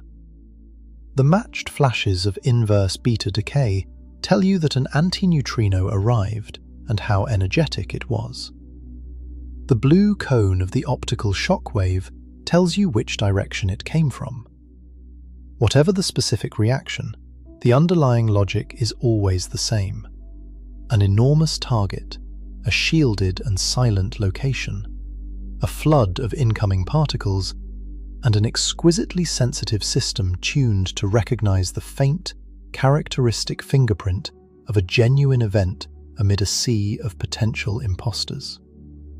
And there is one application of all this that is worth dwelling on, because it turns the antineutrino from a thing we study into a tool we use, a way of seeing something we could never otherwise reach. We have spoken of antineutrinos pouring up through the floor beneath you, travelling straight through the planet. But a portion of those upward streaming antineutrinos are not arriving from the far side of the Sun or from distant space at all. They are being born inside the Earth itself, deep in its interior, and they carry information about the hidden heat of our own planet that nothing else can bring to the surface. The Earth is warm inside. Drill down into the crust and the temperature rises. Descend into the deepest mines and it grows uncomfortably hot. And at the center, the core is hotter than the surface of the Sun. Some of that internal heat is left over from the planet's violent birth, but a large share of it is being generated continuously, right now, by the slow radioactive decay of heavy elements scattered through the rock. Elements like uranium and thorium that have been decaying steadily since before the Earth formed. Every one of those decays, being a form of beta decay, releases an antineutrino. And those antineutrinos, true to their nature, stream straight up out of the deep interior and out through the crust and into space, ignoring the thousands of kilometers of rock and metal that would stop anything else cold. We cannot drill to the core. We cannot send any probe more than a tiny scratch into the planet's outer skin. The deep interior is sealed away from us as completely as the heart of a star, but the antineutrinos escape it freely, and by catching these particular antineutrinos, born of radioactive decay deep underground, physicists have begun to measure directly how much of the Earth's heat comes from radioactivity, weighing the hidden nuclear furnace at the center of our own world by counting the faint particles it breathes out. It is the same principle that lets the neutrino carry word from the core of the Sun, applied now to the core of the planet under our feet. And it is possible for exactly the same reason, because the antineutrino interacts so feebly that no wall, not even the whole bulk of the Earth, can keep its message from reaching us. So we have now traced the antineutrino's elusiveness from its root to its consequence.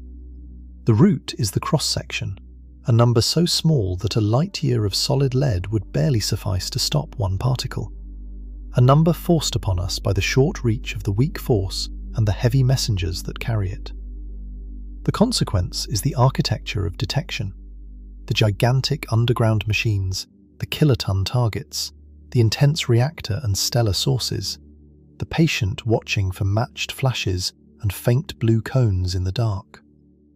And the bridge between root and consequence is the single strategy available to us, the strategy of overwhelming numbers, of accepting that we can never improve the odds for one particle, but can multiply the attempts until the rarest of events becomes, finally, observable.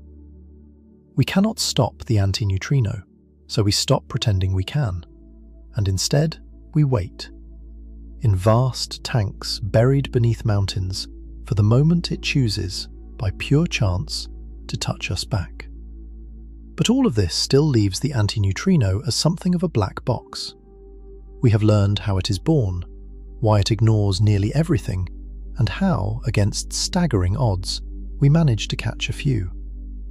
What we have not yet confronted is the genuinely strange interior logic of the particle, the deep and subtle properties that make it unlike anything in our everyday intuition.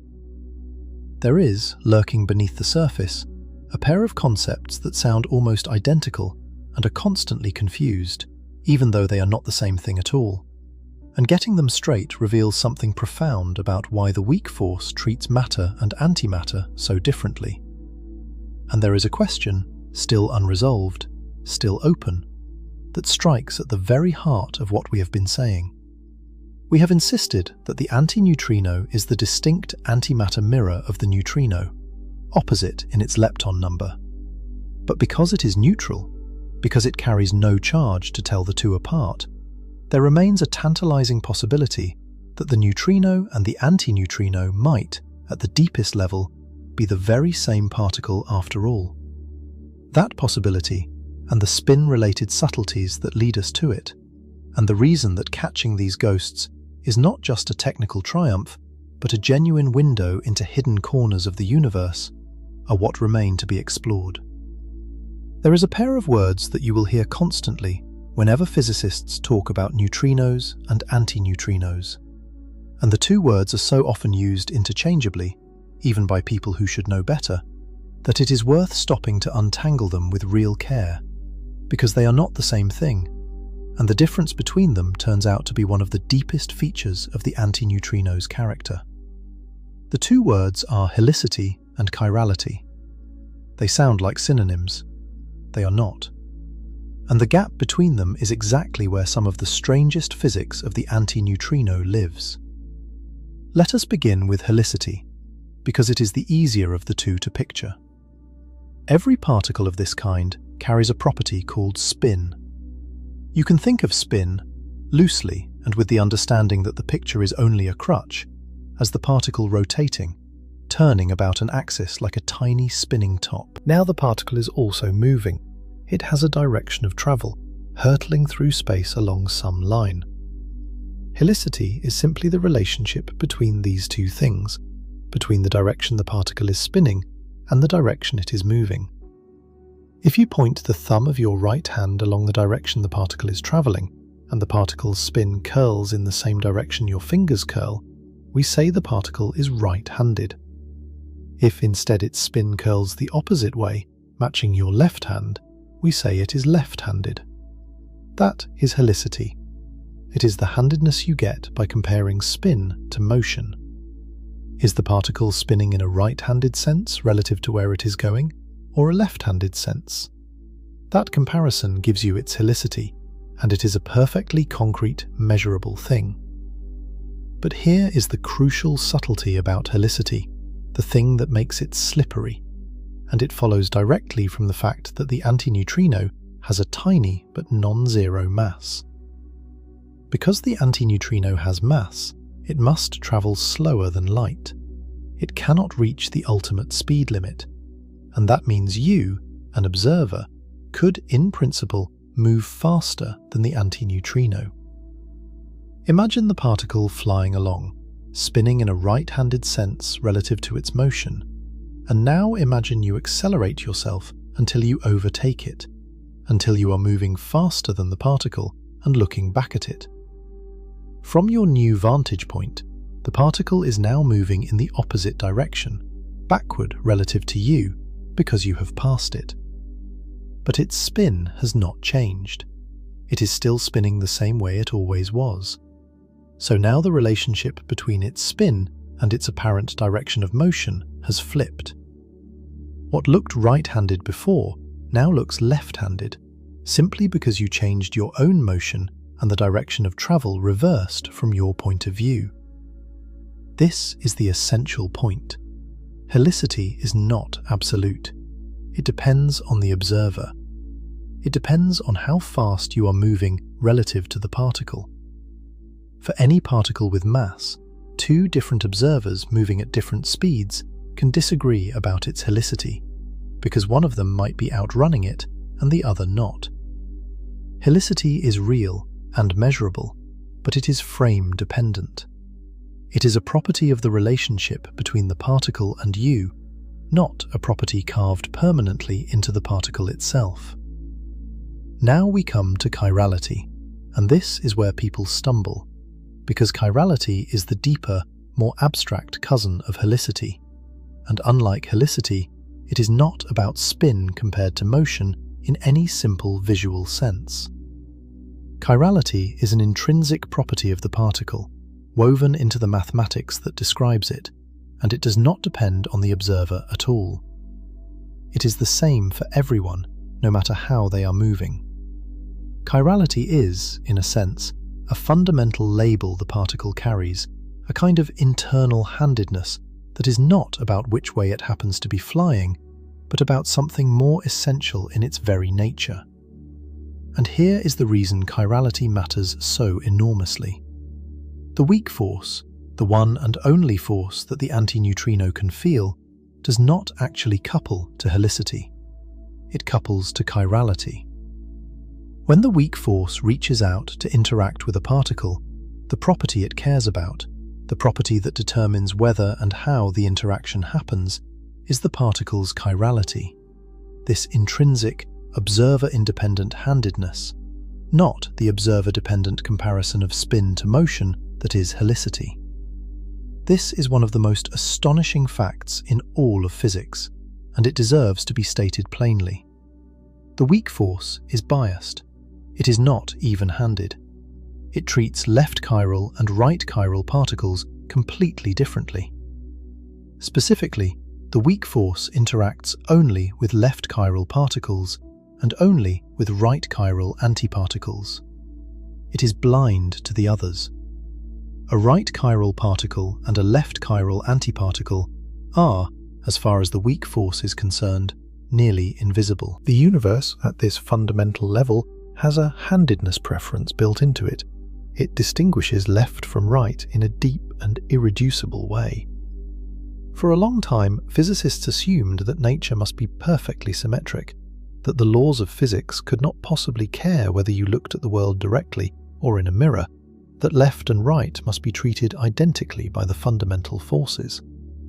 The discovery that the weak force violates this, that it has a genuine preference for one-handedness, that the mirror image world is not governed by quite the same rules, was one of the great shocks of 20th century physics.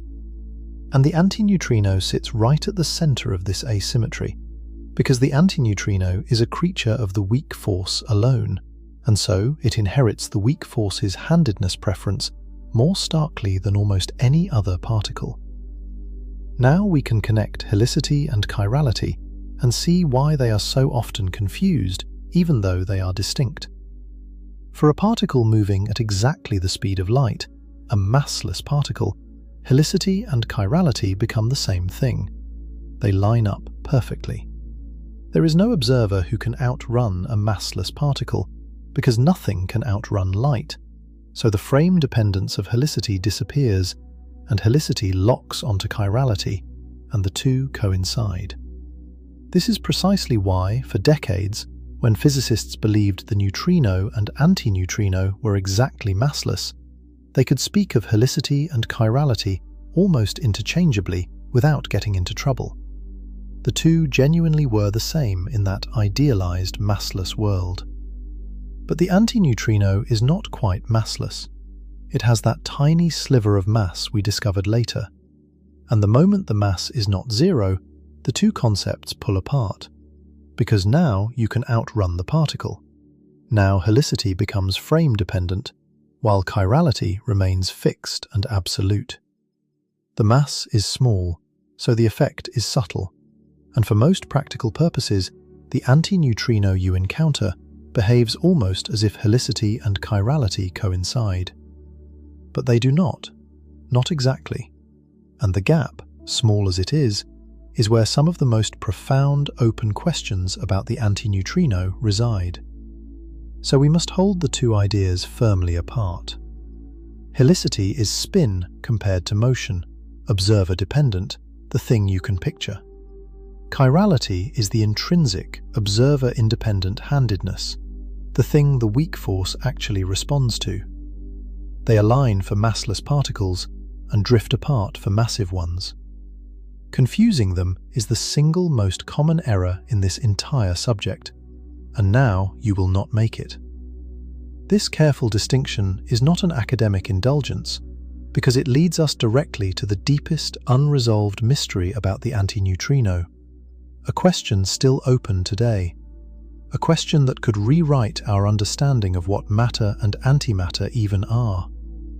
We have insisted throughout this whole story that the neutrino and the antineutrino are distinct particles, mirror images separated by their opposite lepton numbers, the neutrino counting as +1 and the antineutrino as -1 in the universe's grand ledger. We have leaned on this distinction repeatedly, but there is a possibility, a genuine and serious one, taken seriously by the world's physicists, that this distinction might be, at the very deepest level, an illusion. The possibility is that the neutrino and the antineutrino are not two different particles at all, but one and the same particle, appearing in two different guises. To understand how this could possibly be, recall the thing that makes the antineutrino unique among the particles we know well. It has no electric charge. Think about why we are so confident that the electron and the positron are truly different particles. It is because the electron is negatively charged and the positron is positively charged, and electric charge is absolute.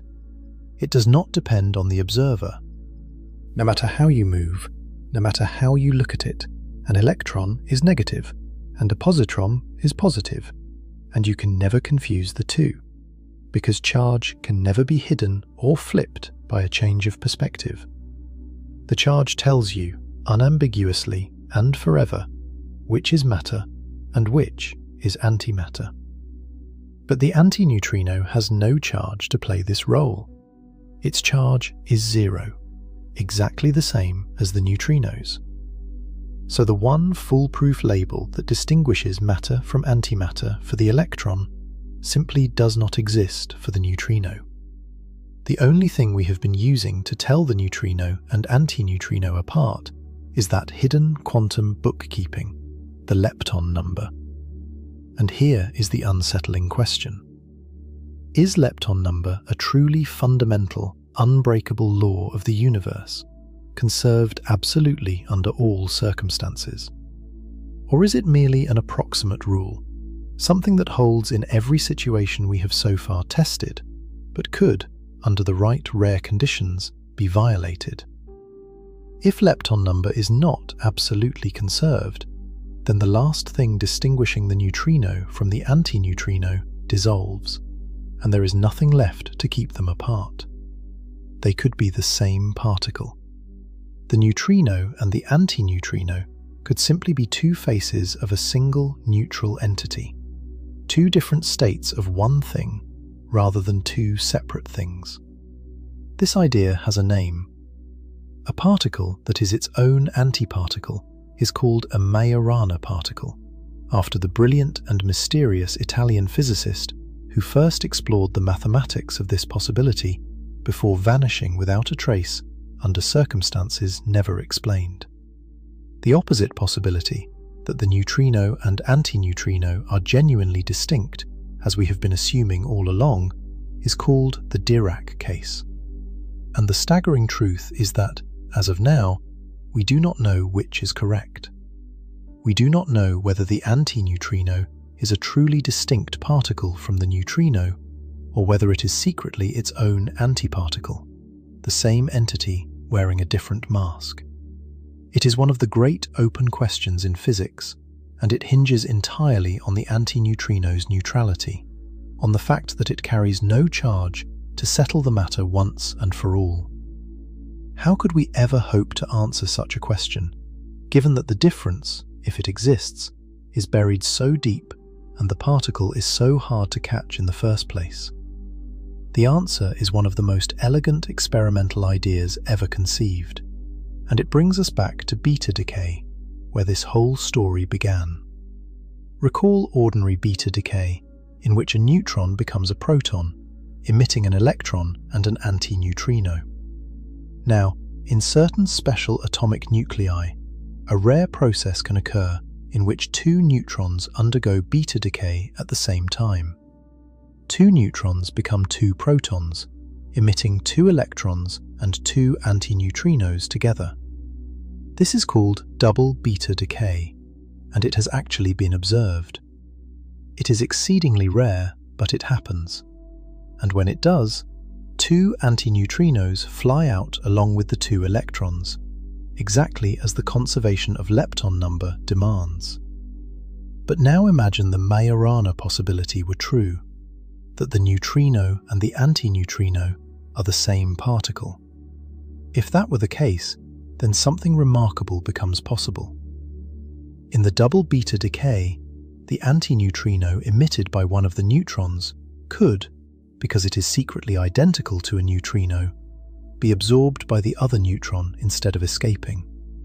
The 2 antineutrinos, rather than both flying away, could effectively annihilate against each other internally, or equivalently, one could be emitted and immediately reabsorbed as if it were a neutrino, leaving no neutrinos in the final state at all. The process would then produce only 2 electrons and nothing else.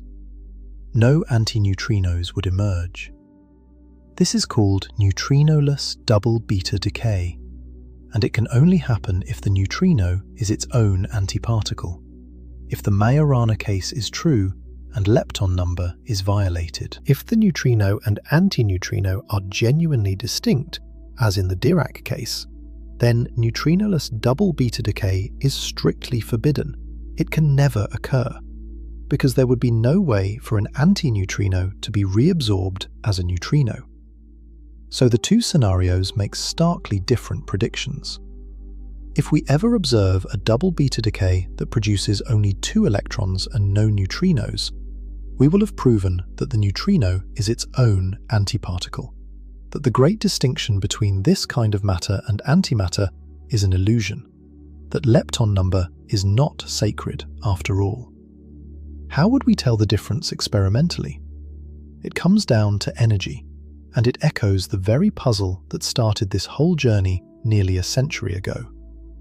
In ordinary double beta decay, the 2 escaping antineutrinos carry away a variable share of the energy, just as the single antineutrino did in the original beta decay mystery that so troubled physicists and led Pauli to propose the particle in the first place. So the 2 electrons come out with a spread of energies, sharing the leftovers after the antineutrinos take their cut. But in neutrinoless double beta decay, with no antineutrinos escaping to steal energy, the 2 electrons would carry away all of the available energy between them, every last bit of it. Their combined energy would always add up to exactly the same fixed value, a sharp spike at one precise energy, rather than a broad smear. So the experimental signature is wonderfully clean in principle. You watch enormous quantities of a suitable isotope. You measure the combined energy of the 2 electrons emitted in double beta decays, and you look for a sharp spike at the maximum energy, the telltale sign that no neutrinos escaped, the fingerprint of a lepton number violating Majorana neutrino. It is a hunt of extraordinary difficulty, because the process, if it happens at all, is even rarer than ordinary double beta decay, which is itself among the rarest things ever observed. Experiments searching for it must, once again, be enormous, exquisitely sensitive, and buried deep underground to escape the noise of cosmic rays, the same demands imposed by the antineutrino's elusiveness at every turn. As of now, neutrinoless double beta decay has never been observed. We have only set limits, ruling out certain possibilities and pushing the boundaries ever further. The question remains open. Whether the antineutrino is its own antiparticle or a genuinely distinct entity is one of the things we simply do not yet know. And the answer, when it comes, will be one of the most consequential discoveries imaginable, because it bears on one of the deepest puzzles of all, the question of why the universe is made of matter rather than antimatter. Why there is something rather than a balanced nothing that annihilated itself away in the first instance of creation.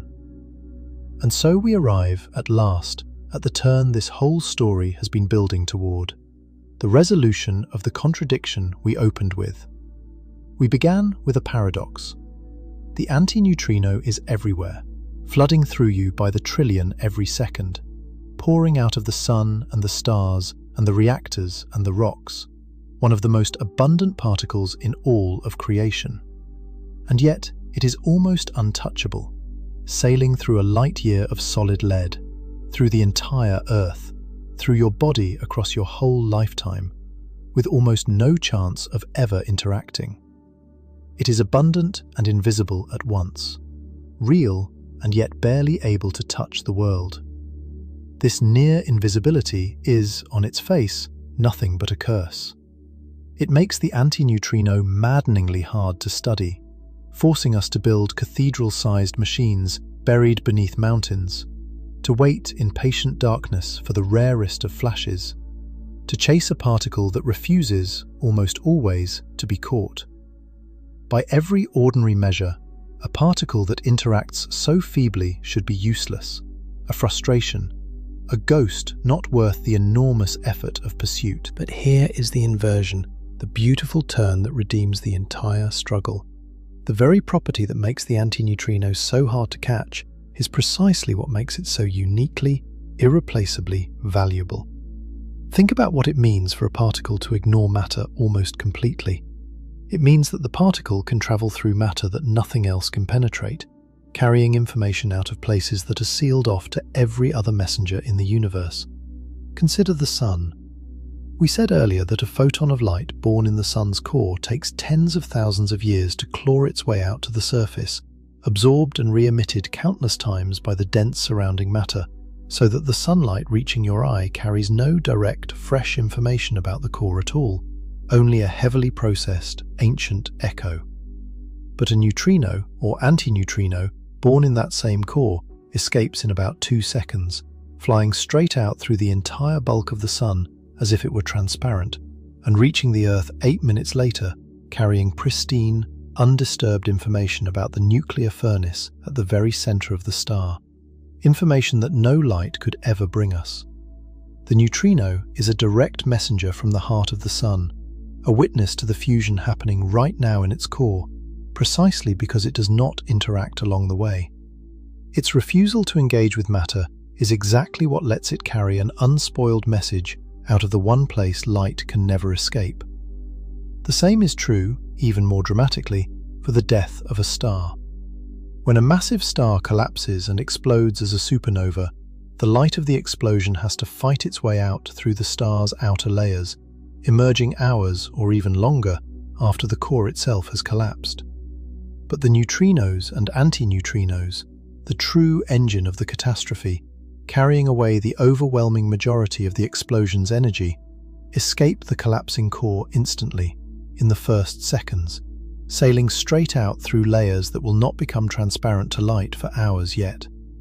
This is why, when that supernova erupted in a neighboring galaxy in 1987, the handful of neutrinos detected on Earth arrived before the light, a direct message from the very instant of stellar collapse, from a moment and a place utterly hidden from every other form of observation. We watched a star die from the inside, in real time, through the only messengers that could escape the catastrophe as it happened, the ghostly particles that ignore the very matter that traps everything else. No telescope, no instrument sensitive to light or any other ordinary signal could ever have witnessed that hidden moment. Only the neutrinos could, and only because they interact so feebly. And the same principle lets us peer inside a working nuclear reactor without going near its core, lets us probe the radioactive heat flowing from deep within the Earth itself by catching the antineutrinos streaming up from the decay of elements buried thousands of kilometers below our feet, lets us study processes sealed away in places no probe could ever reach. The antineutrino is the ultimate spy, the messenger that walks through every wall, precisely because no wall can hold it. Its near invisibility, the very thing that makes it so hard to study, is the source of its unique power. A messenger that could be stopped, that interacted readily with matter, would be trapped along with everything else, blocked by the same barriers that block light. It is only because the antineutrino interacts almost never that it can carry its message out of the most hidden, most violent, most inaccessible places in the universe and deliver it, untouched, to a patient detector waiting in the dark. So let us gather the whole of it into a single understanding. The antineutrino is a fundamental particle, a lepton, with no smaller parts inside it, nothing to peel back, no hidden machinery, made of nothing but itself. It is the antimatter mirror of the neutrino, but its antimatter nature has nothing to do with electric charge, since both are perfectly neutral, and rests instead on a flipped quantum label, the lepton number, opposite in the cosmic ledger. It is born through the weak force in the beta decay of a single neutron, in the fission cascades of reactors, in the fusion fires of stars, and in the apocalyptic collapse of supernovae, pouring into the universe in numbers second only to light itself. It interacts so feebly not merely because it is neutral, but because the only force it can feel is the short-ranged, heavy messengered weak force, leaving it blind to electromagnetism and the strong force, and, effectively, to gravity as well, free to sail through a light year of lead or the whole of the Earth untouched. We catch it only by the strategy of overwhelming numbers, in vast detectors buried deep beneath mountains, watching for the clean double flash of inverse beta decay or other rare reactions, reading the faint echo of the one moment in countless trillions when the ghost touches the world. Beneath its surface lie subtleties that defy intuition, the careful distinction between observer-dependent helicity and intrinsic chirality, aligned only in the massless limit and pulled apart by the particle's tiny mass, revealing the weak force's astonishing preference for one-handedness over the other. And at the very deepest level, because it carries no charge to settle the matter, it leaves open a question we still cannot answer, whether it is truly distinct from the neutrino or secretly its own antiparticle, a Majorana ghost whose nature could explain why a universe of matter survived the fires of its own birth. The antineutrino, then, is a lesson written into the fabric of reality, a reminder that the most abundant things can be the most hidden, that being nearly untouchable is not the same as being nothing, and that a particle which refuses to engage with the world is, for that very reason, the only one able to bring us word from the places the world keeps secret. It pours through you now, unfelt, uncounted, a river of ghosts from the sun and the stars and the deep earth, and in its silence it carries the clearest messages we have ever received from the hidden heart of things.